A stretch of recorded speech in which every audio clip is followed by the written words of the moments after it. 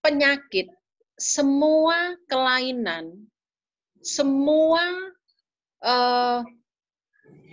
kondisi yang berhubungan dengan sistem, mulai dari mengunyah makanan sampai pengeluaran, itu semua ada pada sistem digestif.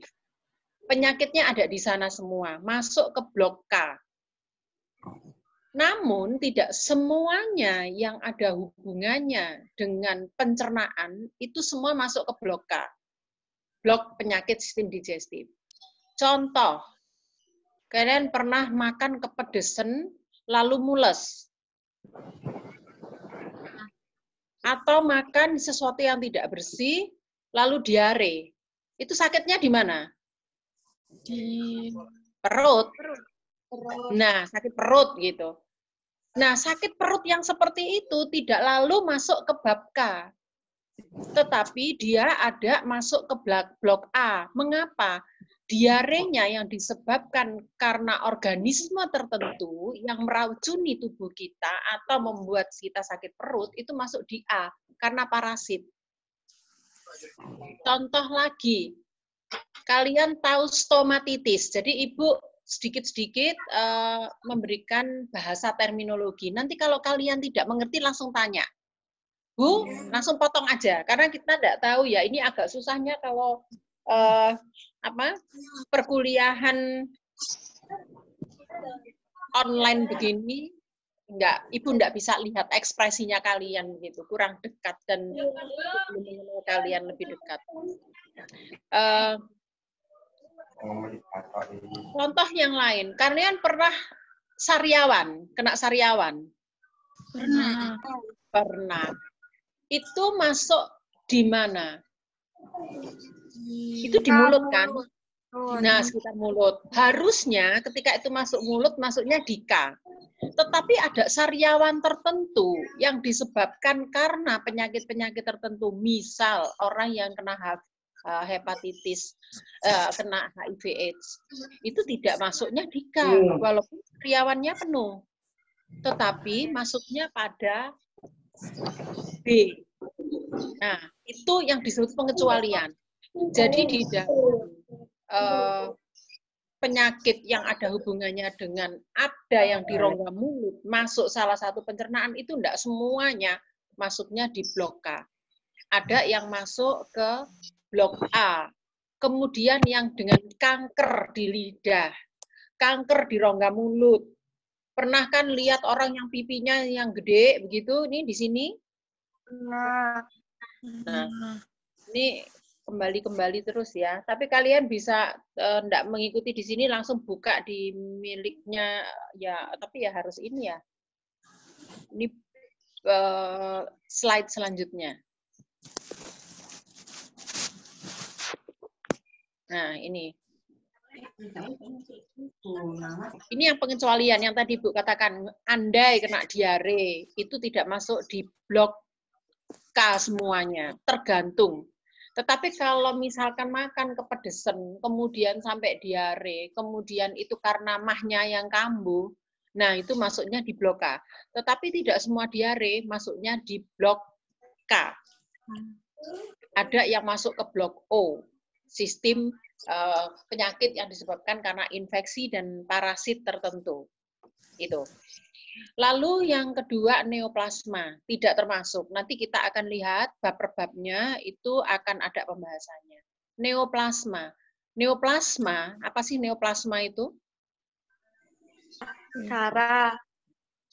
Neoplasma, bukan plasma. Neoplasma itu adalah bentukan abnormal. Bisa kanker, bisa tumor, bisa fibroadenoma, modelnya seperti itu. Tapi adalah suatu sel yang bertumbuhnya abnormal. Nah, itu neoplasma. Kalau ada benjolan atau ada tumor di lidah, di rongga mulut, itu pun walaupun ada di rongga mulut, dia keluar dari blok K. Masuknya ke blok C dan D. C itu ketika dia ganas, D ketika dia jinak. Lalu penyakit endokrin, misalkan ada yang namanya lidah itu putih-putih atau merah-merah, bercak-bercak begitu ya, ada namanya geografik tang istilahnya. Itu lidahnya kalau kita coba deh, kalian di kaca, kalau ada kaca semua melet. Semua melet sendiri nih di depannya kaca masing-masing. Coba perhatikan di lidah kita itu ada yang namanya papila, bintik-bintik putih-putih itu. Bintik-bintik putih yang di sekitar. Ketika kekurangan vitamin B, biasanya bintik putihnya itu hilang. Jadi kayak membuat pulau-pulau. Nah, itu pun masuknya nanti ada kekurangan gizinya masuk ke E. Pelajaran KKPMT itu tidak bisa cepat, satu persatu. Lalu, sakit perut, kemudian apapun kelainan, ketika itu pada ibu hamil, tidak boleh dimasukkan K juga. Jadi yang namanya kecuali, pada saat kita nanti menemukan kasus, itu tidak boleh masuk ke K. Masuknya kepada yang pengecualian atau exclude. Kalian sambil membawa buku ICD enggak? Ya. Bawa, lihat di blok K yang exclude.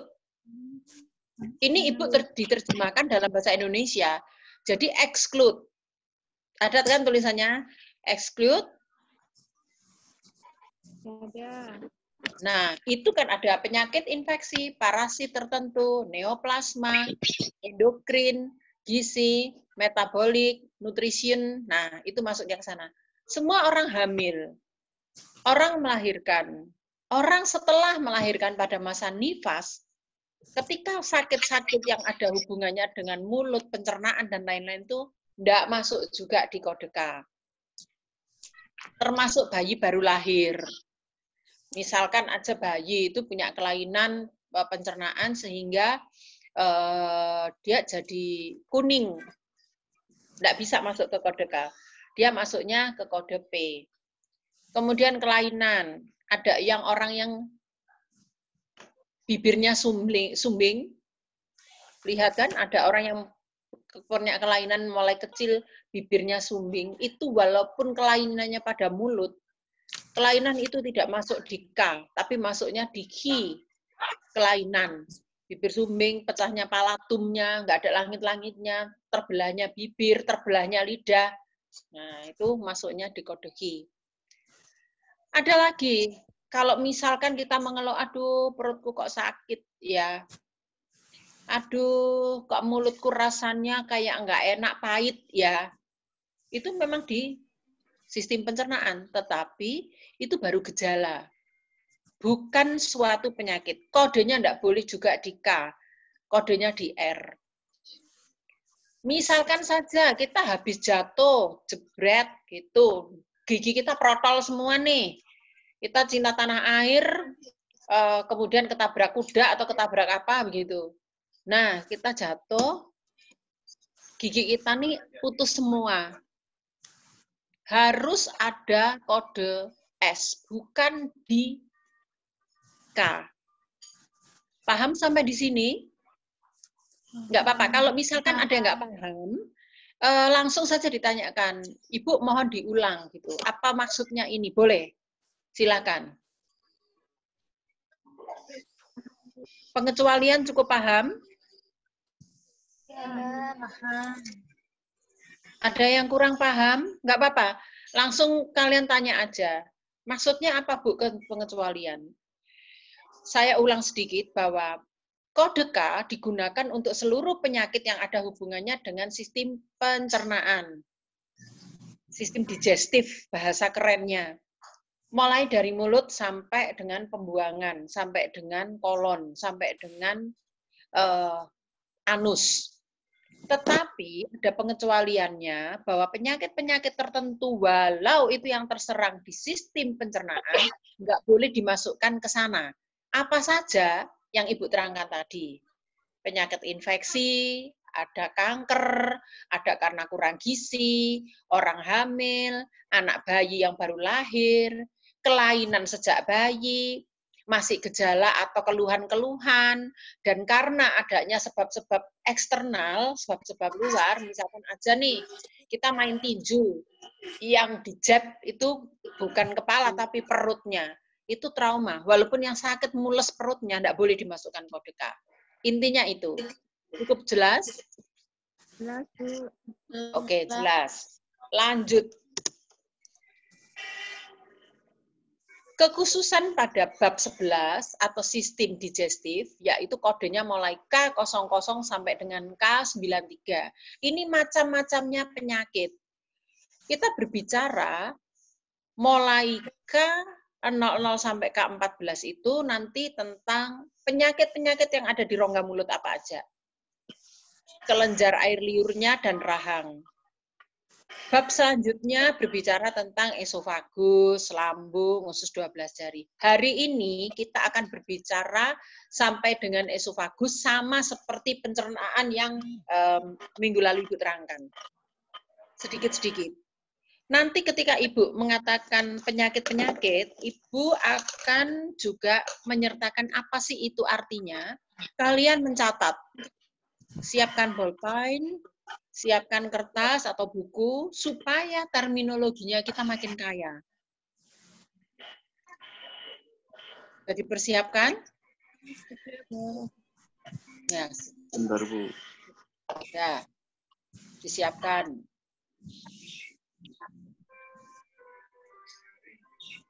Ini satu kelas semua tergabungkah? Mudah-mudahan tergabung ya. Oke. Lalu bab selanjutnya tentang penyakit appendix atau usus buntu. Khusus appendix aja. Lalu hernia. Hernia itu karena udah hubungannya dengan usus. Terus kemudian 50 sampai 52 itu enteritis. Enteritis itu adalah penyakit enteritis dan kolitis radang pada usus. Hernia itu usus tapi bukan sakit ususnya. Tapi dia hernia itu keluar dari rongganya. Enteritis kolitis non infeksi itu masuknya di K50 sampai 52. Yang infeksi, enteritis kolitis yang infeksi masuknya di mana tadi?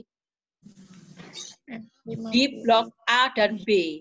Yang pengecualian tadi di atas. Jadi yang di K50, K52 itu yang non-infeksi. Ileus, kemudian ada kelainan-kelainan di usus, karena adanya sesuatu yang di usus, nah itu masuk K52. K55 sampai dengan 63 penyakit lain.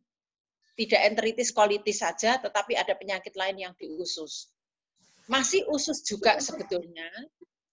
Oh, ini bukan. Di 65 sampai 67 ini penyakit peritoneum, jadi pembungkus perutnya. Perut kita itu memang antara satu organ itu ada diafragma. Lalu ada selaput-selaputnya yang pembungkusnya. 70-77 berbicara tentang hati. Terus kemudian 80 sampai 87 berbicara tentang kandung empedu, saluran empedu pankreas, dan 90 sampai 93 penyakit lainnya. Itu pembagiannya. Sebelum kita lanjut, kalau kita pertemuan 1 kali 1 minggu, menurut kalian kurang tidak? Karena ini pembahasannya cukup banyak.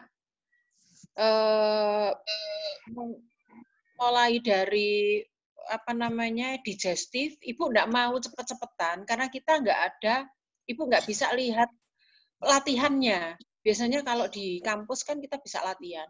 Bagaimana kalau 1 minggu 2 kali ya?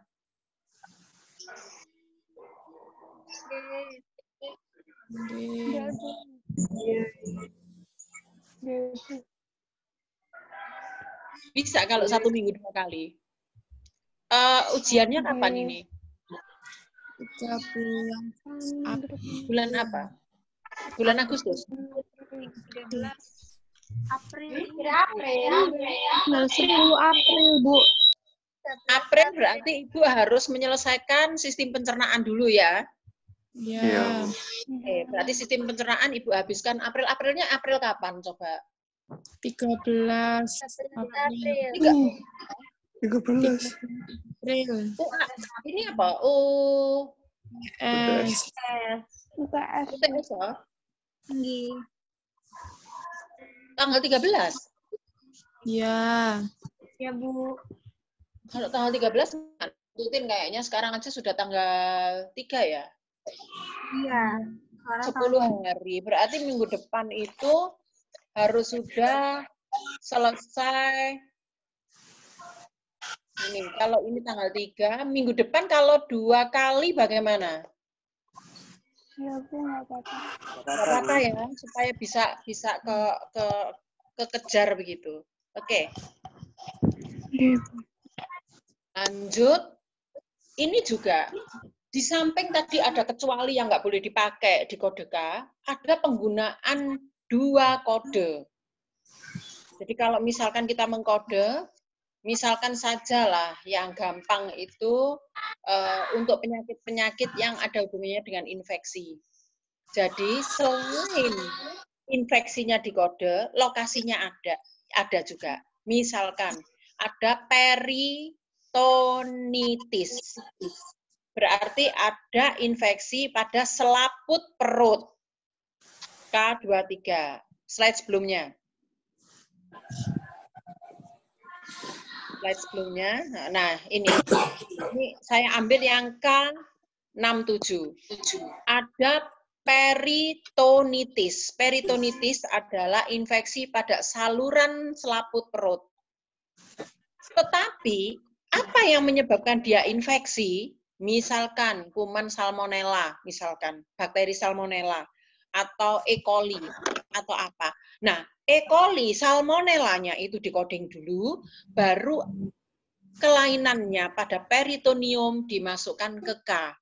Jadi diagnosa utama atau yang dikode pertamanya adalah salmonellanya, kemudian baru ditambahkan peritoneum. Itu namanya pakai Dagger dan Asterix. Kalian sudah diterangkan kan pada general coding?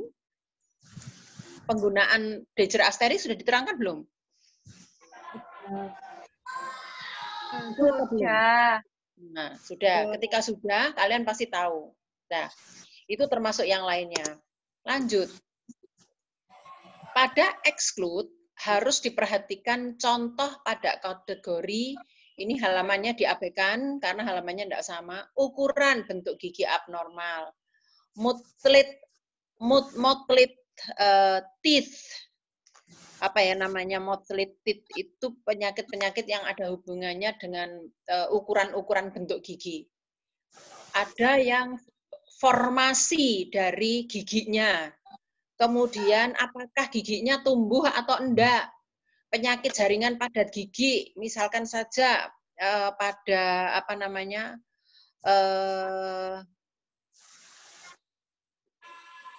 mikrodontianya, pada taurodontismenya, macam-macam, dan lain-lain. Itu ada beberapa, kok 01, ada exclude. Jadi selain adakah yang kita perlu, kesalahan banyak orang mengcoding adalah tidak memperhatikan pengecualiannya. Kalian buka di volume 1, pasti setiap bab, coba pada K00.2. Di situ ada exclude, kata-kata exclude. Kalau ada kata exclude, itu berarti pada apa yang tidak termasuk, itu disebutkan. Exclude berarti tidak termasuk. Oh, ukuran dan bentuk gigi abnormal. Tapi tidak termasuk yang ini. Yang ini ada kodenya sendiri. Itu biasanya ditunjukkan seperti itu. Nah, nanti kalau kita apa namanya, bab per bab akan kelihatan. K03.8 itu juga. K06.2 ada. K10.2 pengecualian. Esofagitis K20. K22.1. Ini juga untuk kode K25 sampai K28, walaupun ada perforasi, ada perdarahan, pasti ada Alkers, misalkan aja ada peptic ulcer. Peptic pada usus, ada ulcer. Ulcer itu seperti luka yang berlubang. Nah, itu akan ada digit keempat. Lukanya berlubang, lukanya tembus enggak? Peptic ulcer, seperti K25 itu. Coba dibuka semua K25-nya. Peptic ulcer. ada perforasinya enggak? Oh, ada perforasi. Berarti ada luka tembus, udah bolong gitu. Nah, disertai perdarahan tidak? Kalau disertai berarti ada perforasi plus perdarahan, digitnya 2. Kalau hanya ada tanpa perdarahan atau perforasi, ada peptide ulcer saja, bisa saja dipakai digit keempatnya 3. Dan seterusnya. Ini satu persatu. Nanti kalau kita sudah masuk ke poin itu aja, kita akan lebih rinci. Perdarahan tukak lambung kronis, K254. Ini contoh. Perforasi tukak lambung, K255. Perdarahan dan perforasi tukak lambung, K256. Perbedaannya ada pada digit keempat. Jadi kalau ada tukak lambung saja, kronik, perdarahan saja, itu 25. Tapi ternyata begitu diperiksa, ada tukak lambung, ada perforasinya. Kalau dua-duanya ada perdarahan dan ada perforasi, dipakailah digit keempat, K256.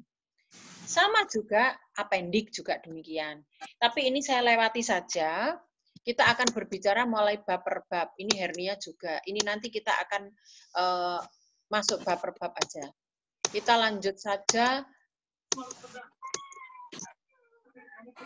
Nah, kita mulai rongga. Lanjut aja. Ini nanti Ibu terangkan ketika kita sudah memasuki penyakitnya.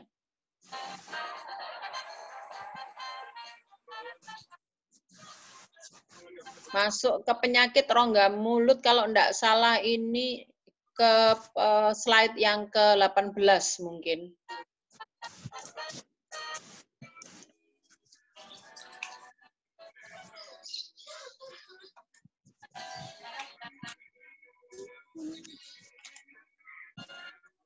Nah, ini. Yang pertama, penyakit pada rongga mulut. Pertama kali itu kita belajar tentang rongga mulut. Itu kita belajar tentang, ini bunyi musik dari mana? Kok ada musiknya?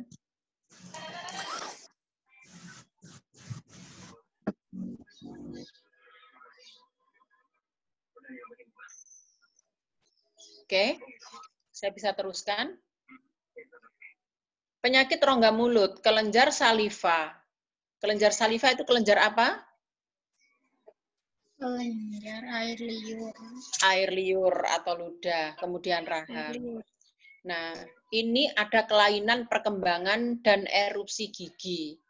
Kecuali, nah ini pasti, yang namanya exclude, embedded teeth, dan impacted teeth tidak termasuk. Itu nanti di codingnya di K01. Jadi kalau ada yang giginya embedded atau impacted, jadi embedded atau impacted itu giginya terpendam. Kalau embedded itu tidak ada penghalang, tapi kalau tidak impacted itu ada penghalangnya. Jadi ketumpuan gigi. Yang paling sering itu gigi geraham paling belakang. Gigi geraham paling belakang itu bisa letaknya miring, bisa karena ada yang sudah tumbuh sehingga dia tidak ada yang tumbuh lagi. Nah itu. Jadi embedded dan impacted itu gigi yang terpendam atau terjebak dalam gusi. Kalian catat ya, kalau kalian yang tidak tahu artinya apa, langsung itu kalian catat. Gigi embedded atau impacted itu tidak termasuk, dia akan dimasukkan ke K01.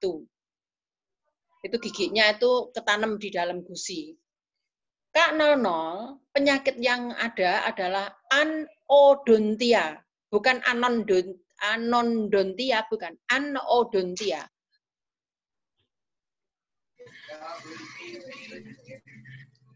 Apa anodontia itu? Tidak tumbuh atau giginya tidak terbentuk. Jadi ini satu kelainan, dia tidak ada. Hipodontia, oligodontia, kelainan gigi juga. Kalau hipodontia itu gigi yang tidak berkembang adalah 1-6 gigi. Tapi kalau 6 itu kalau lebih oligo. Jadi giginya tidak tumbuh ini. Anodontia ini, hipodontia, oligodontia itu adalah kelainan tidak tumbuh atau tidak tumbuhnya gigi. Nah, paham sampai di sini?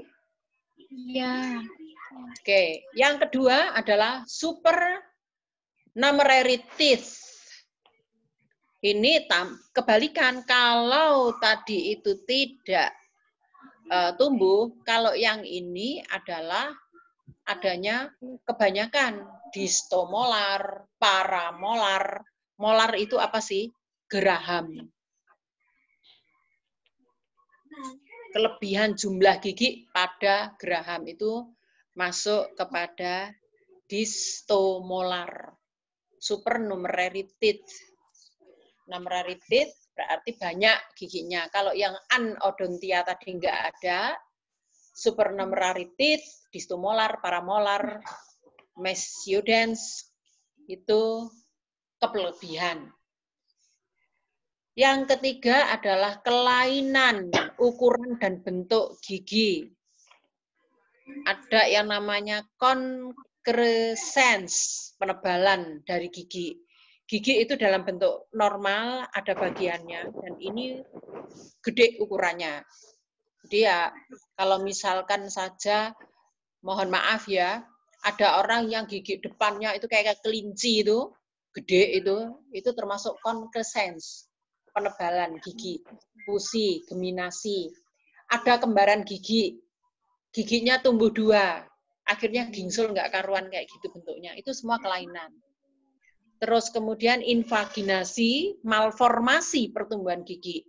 Jadi ini yang ada disebutkan pada penyakit kelainan perkembangan dan erupsi gigi, itu adalah gigi yang terpendam, gigi yang nggak mau tumbuh, yang kelebihan, yang bentuknya giginya aneh, seperti itu.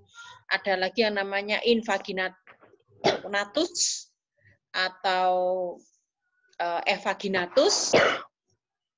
Itu adalah bentuknya gigi. Jadi geraham itu yang normal seperti ini, itu jadi bentuknya yang aneh. Enamel pierce-nya, ada giginya bentuknya runcing-runcing kayak Dracula. Nah, ada variasi bentuknya.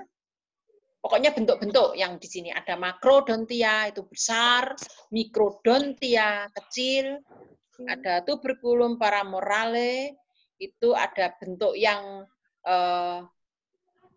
ya bentuk agak sulit ya digambarkan karena kita harusnya pakai gambar. Karena kalau kita pakai awalngan itu angel sulit untuk menggambarkan. Tuberculum carabelli yang dianggap variasi normal tidak dikode. Jadi kalau ada tuberculum carabelli enggak. Tapi kalau tuberculum paramolare, molar, jadi ada molar itu ingat geraham. Kalau incisivus itu gigi seri, molar itu geraham. Ini bentuknya yang berbeda. Jadi kalau misalkan dokter itu menulis diagnosa kelainan bentuk gigi, itu kalian langsung bisa membayangkan bahwa ini ada di K00. Dokter tidak semuanya ketika nanti kalian sudah bekerja, itu menuliskan dengan bahasa yang ada di ICD, tidak. Dokter memberikan diagnosis itu suka-suka nulisnya. Ibu sedikit bercerita saja, ketika dokter nulis gigi berlubang, mau dicari di ICD di mana? Enggak ada. Yang ada adalah caries gigi. Ditulis misalkan aja impacted gigi, itu kadang-kadang gigi nggak tumbuh. Kita harus bisa membahasakan itu. Itu adalah tantangannya. Jadi tantangan orang mengcoding adalah memahami dulu kelainan. Mengapa Ibu memberikan dalam bahasa Indonesianya? Supaya kalian membandingkan dengan ICD-nya. Ketika belajar di sistem pencernaan, buku kalian itu bahasanya bahasa apa? Bahasa Inggris. Ya, nggak ada yang bahasa Jawa memang. ICD-nya ya, hanya ada di dalam bahasa Inggris dan ini Ibu dapat terjemahan dalam bahasa Indonesia. Sebetulnya bisa ada sih cari. Nah, supaya memudahkan kalian, apa sih yang dimaksud? K00 itu adalah perkembangan bentuk gigi yang aneh-aneh. Jadi pertumbuhannya yang aneh-aneh. Ya, jelas di K00. Nih, ada mottled teeth, giginya bercak-bercak. Itu juga. Jadi kalau gigi itu warnanya ya seperti itulah ya, putih kekuning-kuningan, ada yang namanya putih tulang, itu sebetulnya ya warna gigi. Nggak putih, jadi agak bahaya kalau gigi itu dikasih pemutih, itu terjadi abrasi nantinya. Nanti akan ini. Nah, itu biasanya ada bercak-bercak begitu. Bercak-bercak yang berbintik-bintik, nggak semuanya bisa.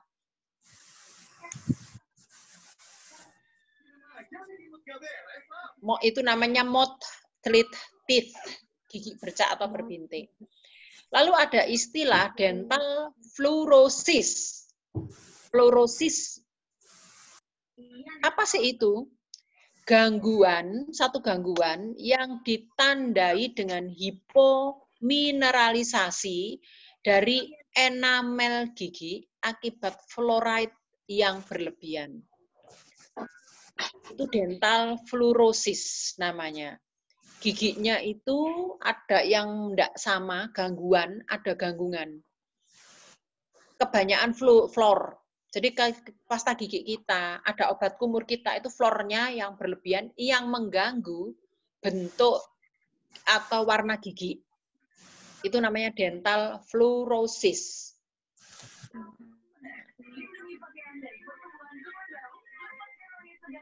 Kecuali ada deposit pada gigi atau accretions. Nah, itu berbeda. Ada istilah aplasia, hipoplasia sementum. Itu tidak terbentuknya sementum pada gigi. Jadi di gigi kita itu ada semen, ada enamel, nanti ada lagi yang lain-lainnya. Itu tidak terbentuk, aplasia. Kalau yang namanya aplasia itu tumbuh, tapi kalau A itu berarti tidak ada. Hipo berarti tidak ada pertumbuhan atau sedikit untuk sementumnya. Dilaserasi, sama saja, dilaserasi itu pertumbuhannya terganggu. Odontoplasia berarti pertumbuhan giginya juga terganggu. Ada gigi Hutchinson, gigi Turner, macam-macam. Itu bentuk juga. Kalau odontoplasia regional itu artinya adalah adanya kelainan yang terlokalisasi yang hanya mengenai kelainan yang satu, kayak misalkan kita punya gigi. Semua sambil membayangkan giginya masing-masing ya ketika saya mengajar, supaya bisa membayangkan. Karena harusnya ketika mengajar itu memang kita mengenali tubuh.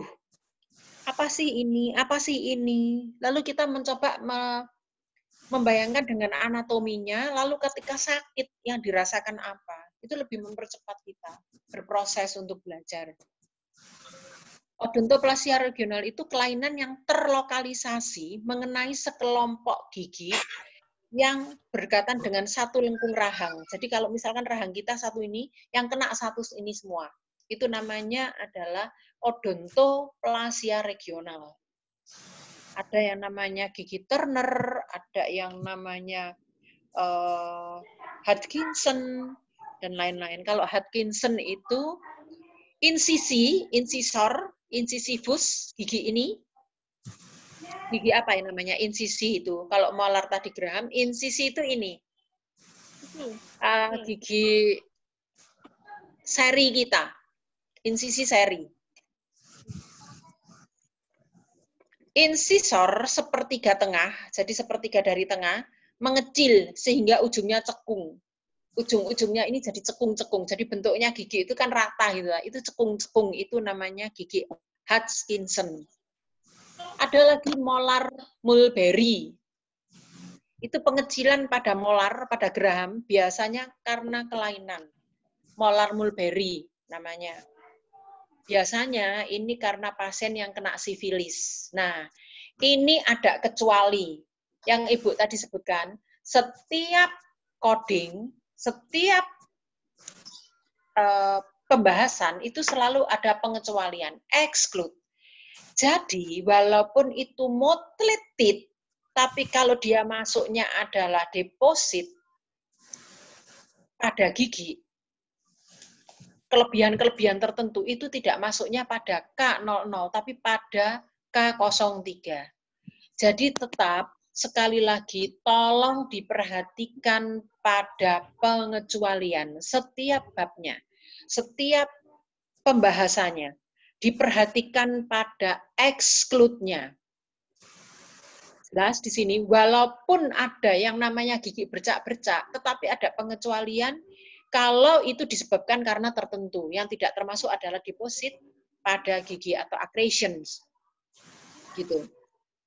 Nanti cari accretions itu apa. Kalau enggak ngerti, tidak semuanya enggak nututi kalau satu persatu saya jelaskan. Yang K00 digit 4 itu kekacauan dalam pembentukan gigi. Jadi bukan kekacauan pembentukan gigi itu lalu yang gimana, tetapi ada yang namanya bagian gigi itu yang dibangun dengan sementum. Ada semen, ada enamel itu bagian dari gigi. Ada yang semennya berlebihan, ada yang tidak ada. Ada yang kurang sementumnya, ada laserasi gigi.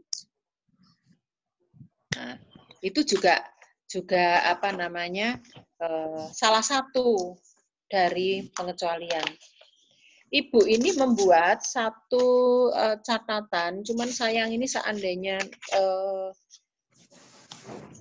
karena tidak saya ketik, ini milik saya yang lama, jadi saya masih menulisnya dengan tangan, tetapi saya punya banyak catatan-catatan yang bisa dipakai untuk belajar. Cuman yang saya ini bentuknya, saya punya catatan seperti ini, buku, ini tulisan-tulisan terminologi medis yang saya jelaskan kalau saya mengajar.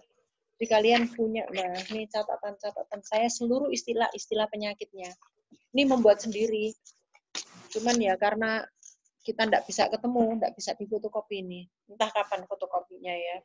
Saya tidak mengetiknya karena kalau mengetik ulang nanti saya foto aja deh, part by part saya kirim ya. Ada istilah shelteed juga. Tuh, shelteed, kelainan pada dentinnya sangat tipis, kemudian emailnya normal, tapi pulpa di bawahnya itu ada pulpanya lebar. Jadi di situ ada kekacauan pembentukan gigi itu kekacauan dalam arti kalau normal enamel, kemudian pulpa, kemudian sementumnya, kemudian dentinnya, bagian-bagian dari gigi itu normal. Ini enggak. Kacau, ada yang enamelnya tuh kurang, ada yang semennya yang kurang, ada yang itu namanya kacau pembentukannya. Biasanya ini ada hubungannya dengan kelainan-kelainan kongenital. Tapi juga disebabkan juga karena penyakit-penyakit tertentu. Nah, pengejuran bentuk lobulus pada molar, lobulusnya pada molar. Molar itu geraham itu ada bagian-bagian yang namanya lobulusnya. Kemudian ada shelteed, ada amelogenesis. Amelogenesis itu apa sih? Amelogenesis itu berhubungan dengan email gigi, biasanya karena adanya kerusakan protein dalam enamel. Jadi Ibu dengan menerangkan, ini menerangkan juga apa sih penyakit ini. Dan itu kalian catat. Kalau Ibu menerangkan bahwa amelogenesis, kalian akan ngomong, ini kok kecepatan slide-nya, amelogenesis. Dentigenesis, odontogenesis, penyakit autosom dominan yang menyebabkan hipoplasia berat enamel. Ini kekacauan. Kalau kacauan pembentukan giginya tadi dari bahannya, kalau ini kacau herediter struktur giginya. Terus kemudian slide selanjutnya adalah kekacauan erupsi giginya. Erupsi gigi adalah pergerakan gigi dalam prosesus alveolaris. Jadi pergerakan gigi di dalam pertumbuhannya. Ada yang istilah dental prekok. Ini masuk kekacauan erupsi gigi. Erupsi itu pertumbuhan. Erupsi itu pertumbuhan artinya. Pergerakan dari gigi yang belum kelihatan sampai gigi nongol sedikit dari gusi, sampai gigi tumbuh sempurna itu namanya erupsi. Nah, ini kacau. Giginya tumbuh terlalu awal.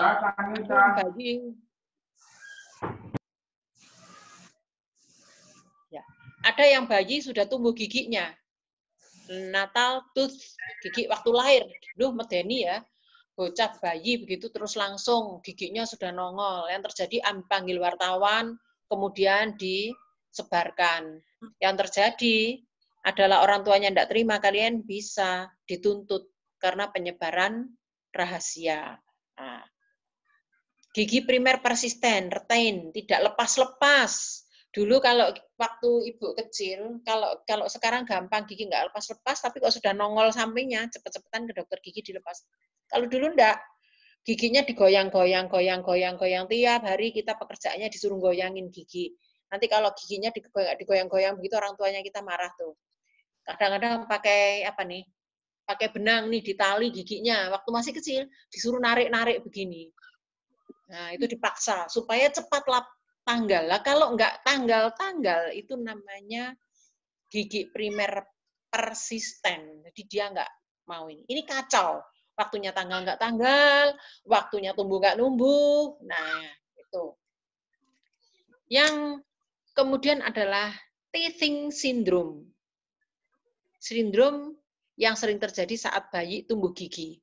Ini teething syndrome itu adalah misalkan aja bayi rewel pada saat mau tumbuh gigi, dia ada panas, tapi ternyata terus giginya kayak berdedek gitu, anak kecil itu. Nah, itu teething syndrome.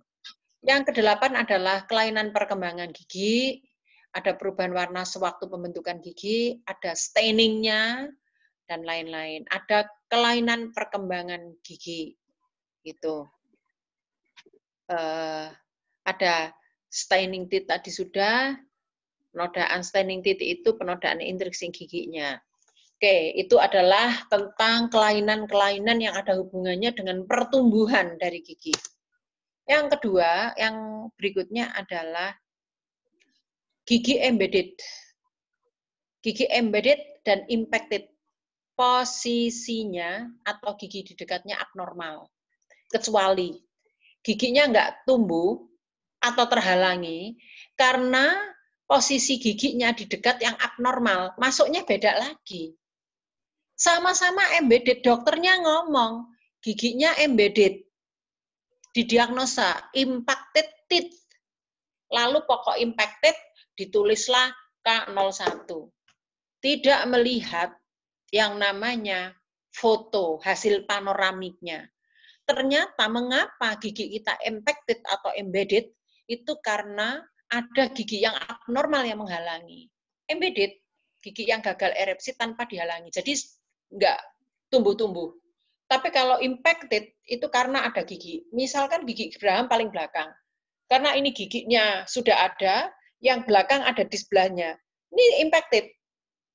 Tapi lah embedded itu enggak ada. Jadi memang enggak mau tumbuh begini. Agak sulit. Atau kalau enggak begitu memang tumbuhnya maksimal segini, tapi masih enggak bisa keluar karena ada gusi. Biasanya gusinya dirobek supaya dia ada tempat. Giginya enggak mau berjuang. Itu embedded. Kalau impacted, aku ini keluarnya sih mau-mau saja, tapi ini loh tetangga, ini loh gigi tetangga ini loh nggak mau minggir. Nah, biasanya karena miring, karena tidur, karena seperti ini, itu impacted. Tapi embedded memang dia dalam. Itu. Gigi bolong, dental caries. Caries terbatas pada enamel, caries pada dentin, pada sementumnya, ini hanya lapisan dentin, sementum, dan lain-lain. Caries giginya terhenti, ada odontoklasia. Odontoklasia itu lain semua. Ada yang namanya melanodontia infantil. Odontoklasia itu gangguan sebetulnya. Odontoklasia. Nah, ada yang namanya melanodontia. Melano itu jelek atau buruk. Dontia gigi. Infantil itu ketika dia masih muda, infantil. Jadi gangguan pada gigi yang sifatnya itu dini begitu. Ada melanodontoklasia, sama sebetulnya dengan melanodontia infantil, odontoklasia, buruk. Karies gigi lainnya, karies gigi yang tidak dijelaskan. Nanti pada saatnya dokter itu paling sering nulis karies gigi. Tapi sedalam apakah? Apakah masih pada titik putih saja? Ini tak totok-totok begini kok kelihatannya ini berlubang ya, terus dikerok-kerok, ya sudah, itu nol. Tapi kalau lubangnya itu sampai bolong besar, akan ditanyakan, dok, ini sudah mengenai dentinnya, lapisan enamelnya, atau sudah masuk ke sementumnya? Itu beda. Penanganannya beda. Jadi kalau kita belajar yang namanya ICD, dan tanpa kita mengetahui anatominya, itu sulit. Tapi ketika kita mengetahui anatominya, kita akan memberikan satu coding yang lebih tepat. Itu pentingnya. Jangan sampai, mengapa, ini Ibu hubungkan dengan BPJS ya. BPJS itu mengapa sih? Rumah sakit itu banyak merugi. Karena rumah sakit itu di dalam mengcoding, apa yang dilihat aja. Ketika kita hanya melihat saja, tanpa melihat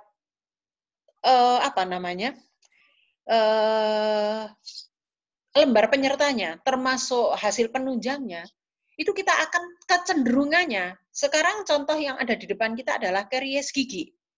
Gigi berlubang, tapi nggak dilihat sedalam apakah dentinya, sementumnya, atau hanya pada enamelnya saja. Enamel, lapisan enamel, dentin, baru sementumnya. Kalau kita tidak melihat, contoh ya, ini sedikit keluar dari konteks ini yang Ibu jelaskan. Pada suatu ketika ada pasien yang dengan preeklamsi, jadi tekanannya darah itu naik pada ibu hamil. Pasiennya tekanannya agak tinggi, preeklamsi nggak berani merujuk, karena kalau bisa saja di jalan dia lebih parah. Akhirnya masuk. Masuk, ketika sampai di ruangan, dia tidak, maaf Ibu ini agak-agak alergi dengan dingin. Jadi kalau dingin ya begini nih, agak buntu-buntu begini. Nah, setelah sampai di ruangan, pasien tersebut tensinya jadi naik, tidak hanya preeklamsi, tapi sudah menjadi eklamsi. Ketika sudah menjadi eklamsi, pasien kejang. Pasiennya kejang, NST-nya, pemeriksaan janinnya buruk, dilakukan sitoseksio. Dilakukan sitoseksio, ibunya nggak sadar, begitu di CT scan, ternyata odem cerebri. Cerebralnya sudah bengkak, karena tensinya terlalu tinggi itu tadi, nggak bisa bernafas, cardiac arrest, jantungnya mandek, masuk ICU, diberikan respirator, ventilator, dan lain-lain. Dan itu tidak ditulis oleh dokternya di dalam resumenya. Ketika kita hanya berbicara tentang melihat resume saja yang ditulis oleh dokter dan itu yang dikoding, pada sistem pembiayaan keluarlah angka 4.700.000. Kalian tahu bahwa real biaya yang dikeluarkan itu adalah 75 juta. Siapa yang mau menanggung?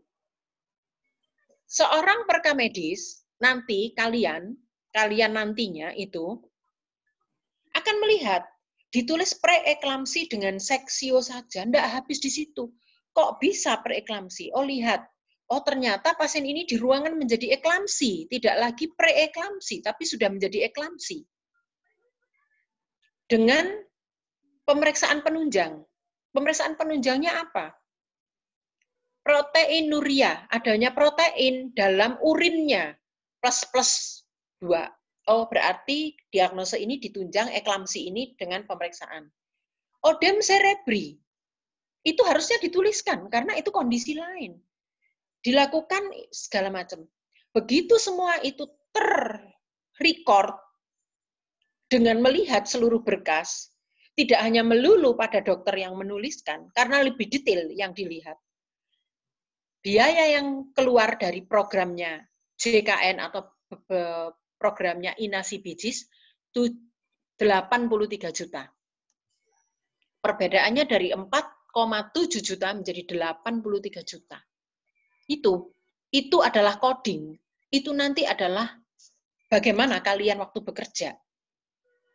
Jadi kalau kalian tuh hanya melihat pokok gigi bolong, wes masuk K029, tanpa melihat bahwa perlakuannya ketika gigi bolong itu pada enamelnya saja, permukaan atas, atau sampai sementumnya, itu berbeda. Tuh. Baik, Ibu lanjut. Penyakit lain pada jaringan keras gigi. Jaringan keras gigi pada K03, ada yang namanya bruxisme. Kecuali. Tahu bruxisme itu apa? Ada yang tahu bruxisme? Bruxisme itu kayak orang yang kerot-kerot itu loh. Ini bukan penyakit gigi, tetapi ini kelainan penyakit jiwa. Orang yang gregetan, tak pakai bocah iki, itu misalkan ibu yang mangkel. Tapi kalau itu sering dilakukan, yang mempengaruhi akhirnya jaringan keras giginya kita rusak, itu tidak dimasukkan kepada K03, tetapi dimasukkan kepada kelainan jiwa. Karena ada orang yang tidur itu kalau enggak kerot gitu, enggak enak. Ada orang yang kebiasaan menggesek-gesek gigi, sampai tetangganya yang ngilu. Itu kelainan jiwa. Jadi jangan sampai ada yang kayak gitu, yang kerot itu pikirnya kalian marah. Itu sama dengan teeth grinding. Teeth grinding, bruxism, itu sama. Karies gigi, walaupun itu jaringan kerasnya gigi rusak, masuknya tadi karies sudah ada tempatnya di K02. Lalu ada atrisi. Atrisi gigi berlebihan. Ini kerusakan akibat pemakaian pada bagian aproksimal atau oklusal gigi.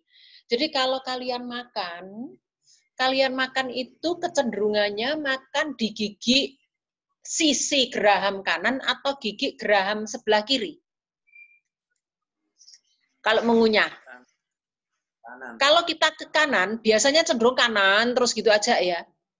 Iya. Kalau gigi kiri, biasanya kiri. Nah, itu tidak bagus. Harusnya bergantian. Karena kalau itu tidak imbang, itu menyebutkan yang dinamakan atrisi gigi berlebihan. Jadi gesekan terus-menerus pada bagian yang menetap. Bisa karena penuaan juga, karena kalau orang sudah tua itu mau diapakan. Ibu kemarin itu habis gigi waktu musim pandemi corona, yang terjadi adalah semua dokter gigi tutup. Gara-gara makan di satu sisi itu gigi itu sudah ada yang patah karena makan sesuatu yang keras, mungkin ada nasinya itu ada kerikilnya, giginya ibu. Itu bisa saja kerusakan karena pemakaian. Masuknya K03. Abrasio gigi, abrasi karena dentifrice. Kalian kepingin giginya kalau senyum kayak artis celing putih begitu, enggak bagus. Lalu dikasihlah penggosok gigi yang macam-macam. Dulu orang-orang kuno memakai pemutih gigi itu dengan arang digosokkan. Itu abrasi nantinya. Nah, itu pembersih gigi, ada dentifrice. Bisa juga kalau di Bali itu ada kebiasaan yang namanya potong gigi. Jadi yang namanya gigi kita ini, yang di depan ini kadang-kadang ada yang kepanjangan begitu ya, karena kelebihan. Nah itu diperatakan. Atau memang ada adatnya potong gigi. Kalau orang-orang zamannya ibu saya ke atas, yang udah nenek-nenek, itu namanya dipangur. Pernah dengar dipangur? Pernah. Nah, biasanya orang-orang di daerah yang masih kuno, ada yang namanya gigi. Kalau di Bali itu sampai sekarang masih ada yang namanya potong gigi, upacara potong gigi, adat potong gigi. Sekarang tidak benar-benar dipotong begitu, tapi cukup digesek-gesekkan begitu, hanya sebagai syarat saja, gitu. Tapi ada cacat mulai bayi pada gigi, ada erosi dan lain-lain. Erosi gigi juga bisa disebabkan karena muntah. ketika kita muntah, itu yang dikeluarkan itu apa sih sebetulnya? Selain isi makanan yang sudah ada di saluran pencernaan, kita tahu di pencernaan kita itu mempunyai satu zat yang namanya zat apa? Asam lambung. Itu kuat luar biasa. Kepekatan asidnya luar biasa. Nah, ketika kita muntah, asid itu ikut pada rongga mulut. Itu bisa abrasi, bisa erosi gigi kita. Nah ya, tadi ada penyakit pada jaringan keras, kita sudah tahu apa-apa saja penyakit-penyakit itu. Sekarang ada yang namanya resorpsi patologi gigi, penghancuran yang menyebabkan kehilangan struktur gigi. Kalau resorpsi patologis, itu berarti dari dalam. Bisa juga karena resorpsi gigi eksternal, karena bahan-bahan tertentu yang terabsorpsi, tapi juga bisa karena adanya granuloma. Granuloma itu adalah satu sel yang berkembang, bergranula pada pulpa. Pulpa itu yang di dalamnya gigi. Itu biasanya adalah patologis sifatnya. Ada yang hipersementosis, semennya berlebihan. Hiperplasia, berlebihan, sementumnya. Tadi kita ada yang namanya enamel, ada yang namanya dentin, ada yang namanya sementum dari bagian lapisan-lapisan gigi. Ada yang begitu. Kemudian ada yang namanya ankilosis, bersatunya sementum akar gigi dengan tulang alveolar. Jadi di dalam itu sementum, ada alveolus di dalamnya, kemudian ada tulangnya. Nah, tulang yang yang memegang gigi ini itu ada yang bersatu dengan sementumnya. Jadi memang itu kelainan, satu kelainan. Itu namanya ankilosis, bersatunya sementum akar gigi dengan tulang alveolar pendukungnya. Alveolar itu tulang yang ada di dalamnya gigi. Gitu. Sampai di sini ada yang ditanyakan? Oke, kalau belum, Ibu terus. Deposit, accretions pada gigi. Deposit itu apa sih? Kalau kita ketemu kata deposito, nambah. Deposit itu nambah. Bisa saja gigi kita itu nambah ketebalannya. Karena apa? Kalian tahu orang Minang. Mungkin sekarang kalau orang di sini sudah tidak ada yang pakai kinang. Tapi kalau di Papua, orang muda, orang tua, itu pakai kinang. Sehingga giginya itu ketebalannya. Karena apa? Kena tambahan. Kinang itu kan punya kayak getah. Getahnya itu akan nempel. Makanya warnanya merah-merah itu giginya orang-orang yang pakai kinang. Itu kan ada penambahan. Nah itu deposit. Karena tembakau, orang merokok. Ada yang hitam, ada yang hijau, ada yang orange begitu. Ya bukannya bagus itu. Kalau orang Jawa ngomong ya malah gilani itu toh, warna bayangin aja kalau gigi kita hijau. Dianggapnya nggak pernah sikat gigi dong. Terus kemudian ada yang namanya ini kalau pulpa itu bagian tengah gigi, terletaknya bawah dentin. Nah, pulpa ini bertugas membentuk dentin. Ada jaringan-jaringan ikat di bawahnya itu karena membentuk dentin kita itu sebetulnya membentuk pulpa. Ada sel-sel yang namanya odontoblas. Kita membayangkan andai itu tidak bertumbuh. Gigi kita memang tidak akan ketika lepas itu akan tumbuh lagi kecuali dalam masa pertumbuhan. Tetapi struktur gigi kita kalau gizi kita cukup, ada perbaruan sel-sel di dalamnya. Mengapa orang kalau sudah tua terus giginya coplok enggak tumbuh lagi? Pada saat tua, metabolisme tubuh kita ini sudah sangat berkurang. Depositnya sudah lambat. Yang terjadi adalah bahwa gigi kita memulai kekurangan. Dentinnya, pulpanya, itu tidak lagi membentuk sel odontoblas dengan cepat. Nah, itu yang menyebabkan dia akan deposit. Perubahan warna pasca erupsi. Penyakit lain yang pada jaringan keras gigi ada radiasi enamel, dentinnya sensitif, dan lain-lain. Kalau penyakit lain pada jaringan keras yang disebabkan karena eksternal faktor, itu harus. Karena misalkan aja, minum cairan pembersih gigi ini, Ada toh di iklan-iklan itu memutihkan gigi. Begitu kita pakai pemutih gigi kayak terbakar. Nah, itu harus ditambahkan K03 digit 8, ditambahkan external cost karena penggunaan bahan tertentu. Itu harus ditambahkan. Jadi diperhatikan, setiap kita mengcoding, pada K03 ada penyebab-penyebab yang patut ditambahkan. Gigi patah, itu jaringan kerasnya. Kenapa? Karena ditabrak becak atau jatuh naik sepeda. Itu ditambahkan, jatuh naik sepeda mengakibatkan gigi patah. Gigi patahnya Dika, masuk juga tergantung masuk di S karena traumanya.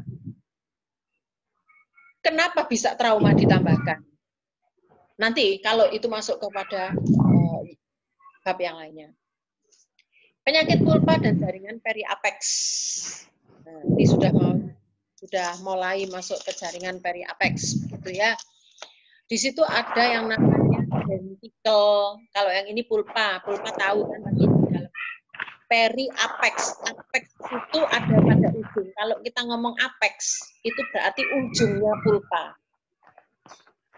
Pulpitis, abses pulpa. Biasanya kalau gigi kita sakit, yang menyebabkan kita cekot-cekot minta ampun itu karena sudah mulai kena pulpa. Pulpa berhubungan langsung dengan yang namanya radix. Radix atau akar gigi. Itu biasanya sudah mulai. Abses, bengkak, polip, ada benjolannya. Ada yang namanya supuratif, kronis, hiperplastik, ulceratif, itu sudah ada nanah dan lain-lain, ada nekrosis. Nekrosis pulpa. Gangren pulpa ini cekot-cekotnya jangan dibayangkan setengah mati. Degenerasi pulpa. Nah, itu. Ini sudah masuk. Radix itu akar gigi. Periapex jaringan yang terdapat sekeliling ujung akar gigi. Kalau kita namanya ngomong periapex dan lain-lain. Sudah tahu bahwa periodontitis, dentitis, dan lain-lain itu adalah radang.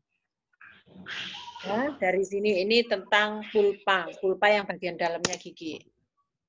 Ini periodontitis, apex kronik, masuk ke arah radix-radixnya ini. Granuloma, kemudian dentoalveolaris gigi dengan sinus, itu ada yang dengan dan tanpa sinus dengan rongga.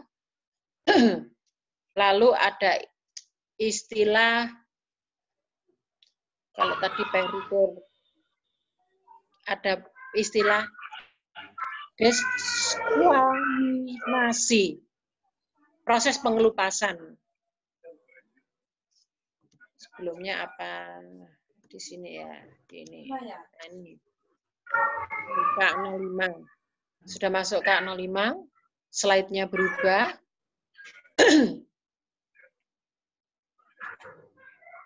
Oke. Gingivitis, ini masuk gusi meradang. Tadi kalau sudah ngomongin gigi, pastinya setelah gigi kita ngomongin tentang gusi. Gingiva, gusi itu. Ini penyakit-penyakit yang ada pada gingiva. Penyakit gingiva itu tidak bisa dilepaskan dari yang namanya dengan periodontium. Jadi gingivitis dan penyakit periodontium, sekitar gigi yang melekat pada gusi. Akut, jadi ada radang gusi yang akut, tiba-tiba aja, nggak tahu kenapa. Tetapi, ini lagi sekali lagi, kecuali kalau ada gingivitis ulceratif,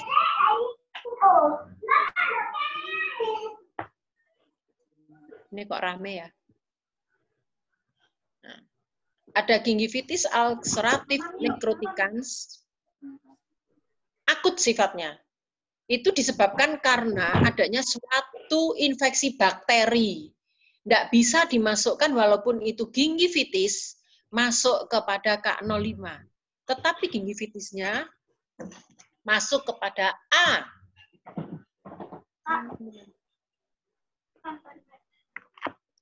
Masuk kepada penyakit yang ada hubungannya dengan infeksi parasit. Gingivostomatitis herpes virus. Ada stoma, sariawan, kalau kita gingivos, berarti ada gingivostomatitis, gingiva dengan stoma, gingivo, dengan stomatitis. Kalau gingiva, stomatitis, gingiva, stoma, ada kaitannya itu dengan penggunaan kata O, itu menyambung. Jadi dengan bahasa apapun, O itu menandakan penyambung. Gingivostomatitis itu berarti stoma, stomatitis atau sariawan pada gusi yang disebabkan karena herpes, penyakit herpes. Itu pun walaupun itu masuk ke gingivitis akut, tidak dimasukkan kepada K05, tetapi dimasukkan kepada B, di mana herpes simplexnya yang dikoding. Digunakan dua-duanya boleh, Bu? Ya.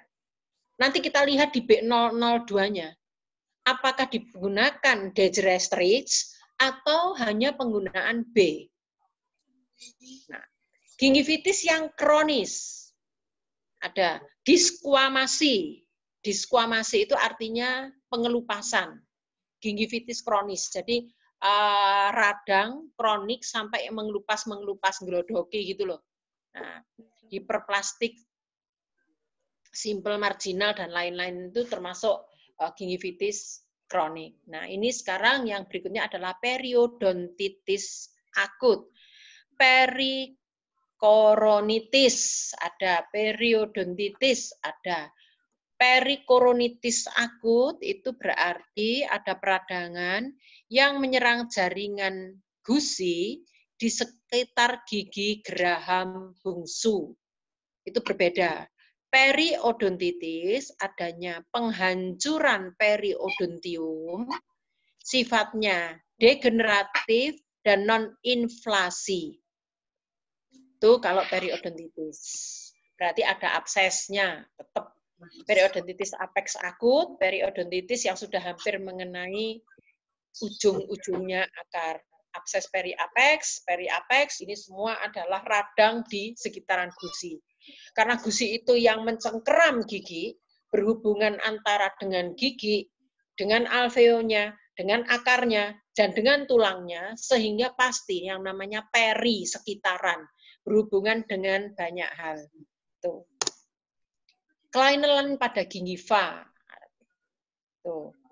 Ada kelainan edentulous. Edentulous itu kalau gigi kita hilang. Kelainan gingiva dan puncak alveolus tanpa gigi. Tanpa gigi itu gigi hilang, maksudnya edentulous. Kecuali ada atrofi, pembesaran puncak alveolus edentulous, itu tidak masuk di sini, tapi ada lagi tempatnya. Gingivitis tadi sudah, ada resesi gingivanya, ini kelainan-kelainan. Ada yang namanya resesi gingiva itu tereksposnya bagian akar gigi. Jadi kalian kalau menggosok gigi, sikat giginya itu apa ya namanya salah, cara kita menggosok giginya salah, terlalu kuat kita nyikat, gusinya turun. Ada istilah gusinya turun, dan itu gusinya harus ditarik naik dengan ya termasuk tindakan ringan begitu, lalu dijahit, ditarik. Resesinya seperti itu biasanya karena kita salah penggunaan, kemudian pasca operasi dan lain-lain. Ada fibromatosis gingiva, ada lesi, pertumbuhannya berlebihan pada gusi ini. Fibromatosis gingiva itu tumbuhnya berlebihan pada gusi. Ada lesi. Lesi itu artinya kondisi abnormal. Jadi kalau ada kata-kata lesi, itu tidak bisa ditentukan seperti apa sih kelainannya. Tetapi ada pertumbuhan abnormal atau kondisi abnormal. Atau kondisi yang penampilannya tidak biasanya. Dokter akan sering menggunakan istilah lesi. Berarti ada lesi. Lesi apa? Ya abnormal aja di situ. Nah, tuh. Terus ada istilah di dalamnya alveolus. Alveolus, struktur anatomi yang memiliki bentuk berongga. Terus ada yang namanya epulis. Tuh, di situ ada epulis, K06. 8. Epulis itu adalah tumor jinak atau bengkak kecil. Bengkak kecil, bengkak apapun itu namanya tumor. bengkak apapun itu tumor, cuma ada yang ringan, ada yang berat, granuloma dan lain-lain. Itu kelainan pada gingiva. Jadi ada yang bengkak, ada yang turun, kemudian ada yang abnormal, ada yang karena iritasi. Nah, itu kelainan pada gingiva yang masuk di K06. K07 ini adalah kelainan bentuk. Tadi sudah mulai gigi, dari gusi. Gusi kita ini melekat pada apa? Rahang. Nah, sekarang udah masuk rahangnya. Kalau tadi mulai dari yang gigi karies, tuh mulai pertumbuhan, kita sekarang sampai dengan dicakotnya atau melekatnya gigi kita itu di mana? Nah, masuk kepada K07, ada yang namanya anomali dentofasialis. Dan gigi fasial muka. Diberikan kata sambung pada K07 paling atas sendiri itu, anomali itu pertumbuhan yang tidak sesuai atau berbeda, artinya anomali itu berbeda. Dan fasialis, karena termasuk menjadi dento, pakai O. Tadi sudah disebutkan ada pengecualian, ini termasuk maloklusi, segala macam itu masuk. Maloklusi itu adalah kondisi susunan tulang rahang dan gigi yang tidak sejajar. Jadi kalau termasuk maloklusi, gigi berantakan itu namanya maloklusi. Orang yang gingsul, orang yang mohon maaf ya, tongos, ada yang nyakil, segala itu maloklusi.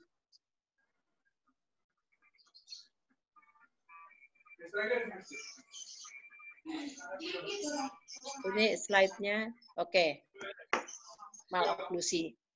Hiperplasia, atrofi hipertrofi hemifasial. Itu tidak termasuk. Jadi yang tidak termasuk itu hiperplasia dan hipoplasia kondilernya, dan atrofi atau hipertrofi hemifasial. Kalau sudah masuk kepada hi, berarti itu kelainannya bawaan. Jadi kalau ada bayi atau anak, mulai kapan ininya seperti ini? Ya ini memang bawaan, ya sudah tidak bisa. Itu masuknya tidak di K, walaupun giginya berantakan, tapi kalau itu memang bawaan lahir ya, masuknya ke hi. Anomali mayor, ukuran rahang. Rahangnya terlalu gede, rahangnya terlalu kecil. Itu masuk kepada kelainan bentuk rahang. Anomali dentofasialis itu kelainan bentuk gigi geligi dengan muka itu tadi, berhubungan dengan geraham, pokoknya dengan rahang. Ada istilah hiperplasia, hipoplasia kondilus, abnormanya tumbuh kondilus. Kondilus itu apa sih? Kondilus itu tonjolan tulang. Jadi kalau kita itu punya sendi, sendi itu ada yang cekung, ada yang menonjol. Lah, yang bendol, kalau kita makan tulang ikan, tulang ayam, ada yang namanya tonjol.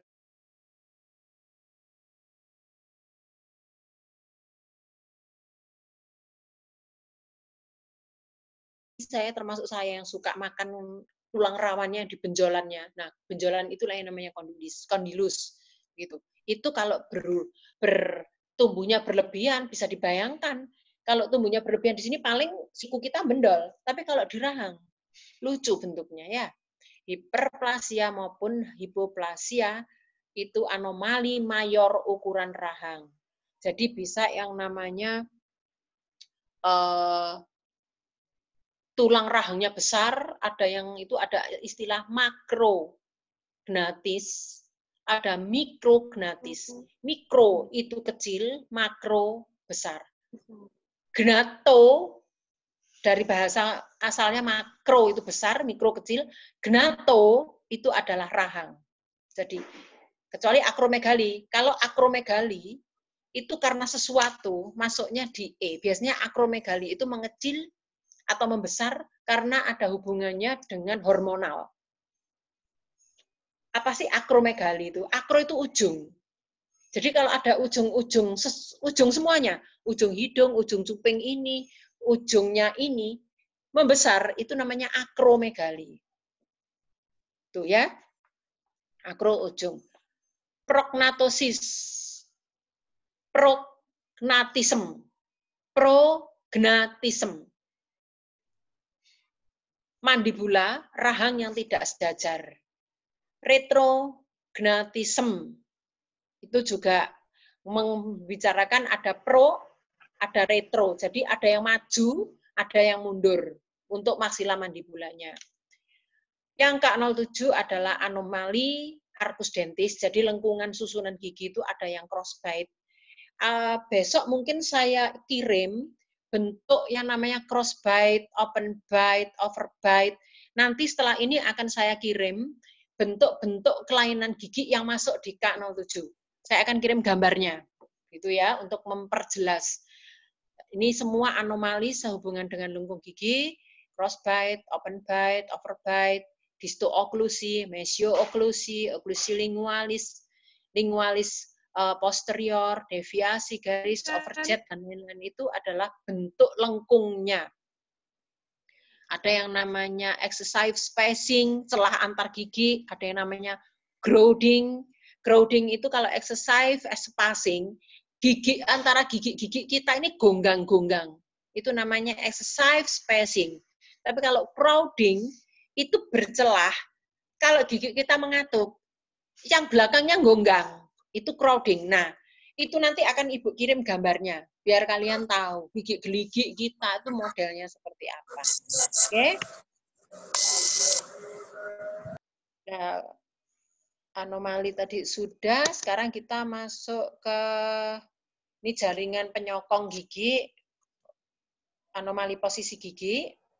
Ini juga posisi giginya, gigi bertumpuk, ada gigi impacted tadi, yang kecuali gigi embedded impacted tanpa posisi abnormal tadi tidak. Tetapi kalau tidak disebutkan anomali gigi impacted, posisi gigi dekatnya abnormal, itu masuknya di ini.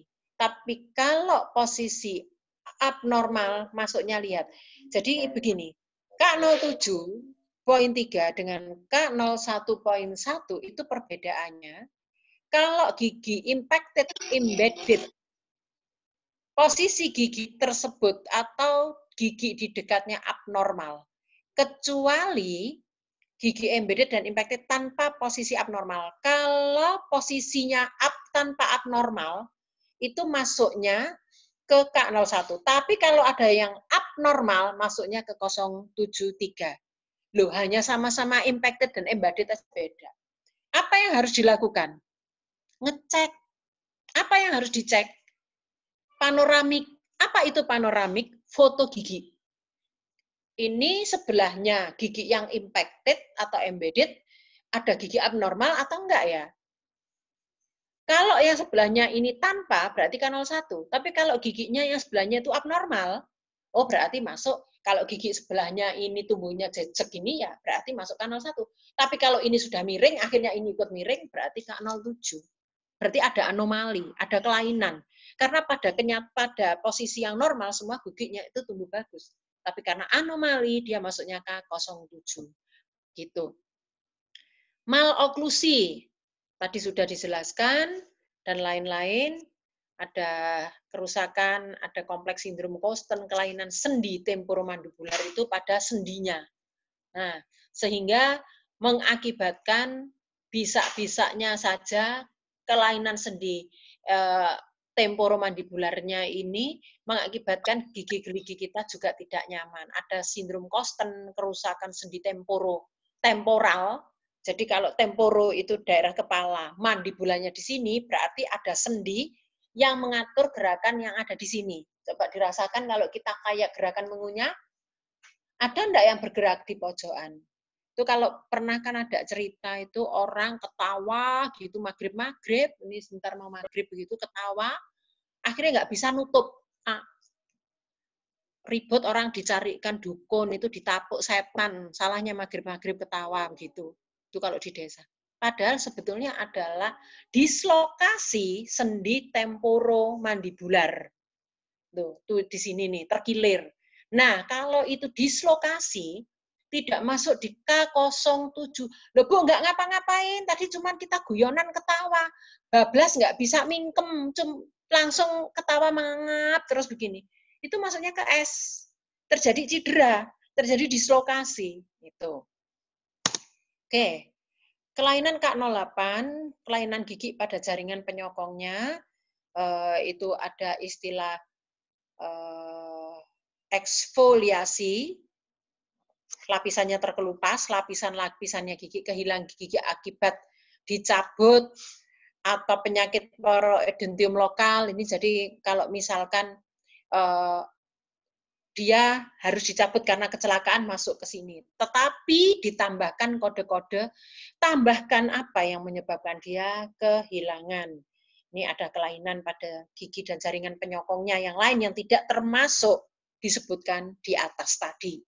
Ini termasuk lain-lain yang tidak digolongkan K00 maupun K07.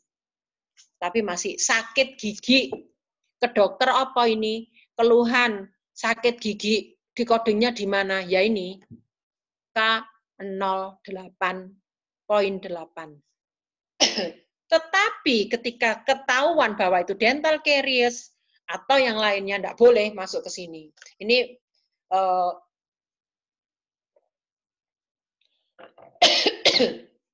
yang ngoding nggak pinter. Gitu. Kista, selain tadi ada kelainan-kelainan yang seperti itu, ada kista. Kista itu ada suatu gelembung yang ada seperti tumor-tumor kecil gitu ya, ada kista di dalamnya. Itu satu jaringan yang berongga begitu, kadang-kadang ada isiannya cairan gitu, itu namanya kista di daerah mulut. Masuk macam-macam di daerah kista itu. Ada kista denti girosa, itu adalah kantong jaringan ikat berisi cairan, biasanya ada batasannya dengan epitel squamous sekitar mahkota gigi gitu. Jadi agak sulit menerangkan, tapi kista itu adanya gelembung-gelembung sel yang ada gelembungnya, biasanya di rongga-rongga. Tapi biasanya bukan di rongga mulut secara umum gini, ada juga yang begitu, ada juga yang di dalamnya jaringan. Mulai dari kista odontogenik, seluruh kista apapun masuk di K09. K10, penyakit rahang lainnya, ada kista juga, kalau kistanya tidak disebutkan. Kemudian ada torus. Torus itu benjolan tulang di langit mulut. Jadi ada torus mandibula, di daerah torus palatinum itu ada benjolan tulang. Biasanya ada kelainan. Penyakit tulangnya kayak mentol gitu. Ada granuloma. Granuloma itu membesar. Biasanya ada semacam bergranula itu kayak ini loh. Kayak anggur. Pendul-pendul itu bergranula. Kemudian ada kondisi peradangan rahang, bisa karena radang di osteo, di tulangnya. Osteo itu tulang. Kemudian bisa juga karena nekrosisnya, periostosis, sekuentrum tulang rahang, dan lain-lain. Kalau namanya peradangan akibat radiasi, kadang-kadang orang yang diradiasi itu bisa meradang di daerah tulang rahangnya. Barangkali saja radiasi kena nasofaring, dia terkena juga. Nah, ini masuknya K10. Alveolitis rahang, nah ini masuk ke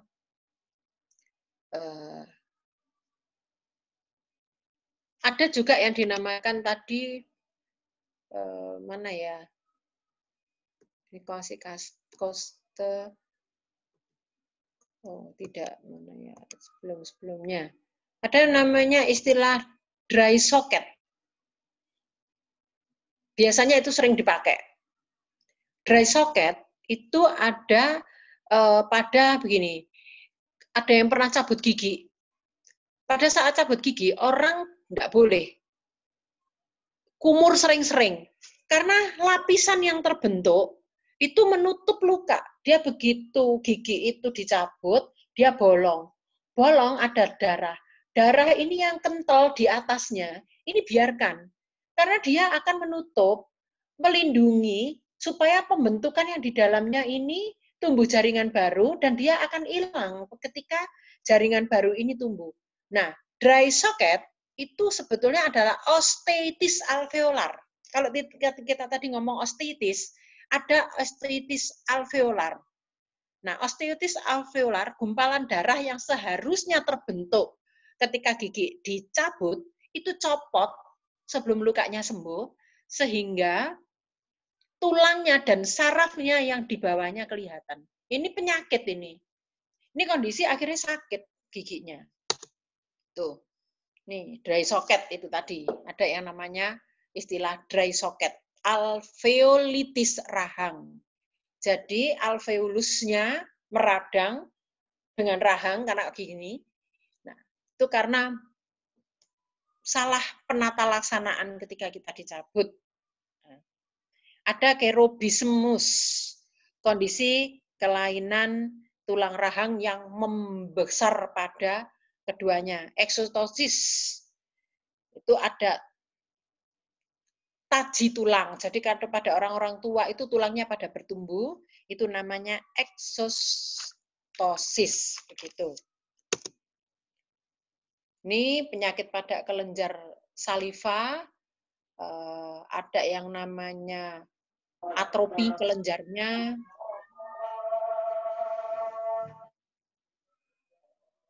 Ini sudah azan ya? Sudah, Bu. Oke, kita berhenti di sini. Kita sepakat mau ketemu kapan? Karena kelihatannya saya mesti 2 kali lagi ini memberikan.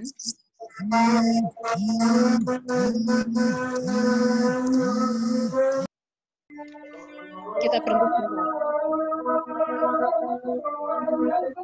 sebentar.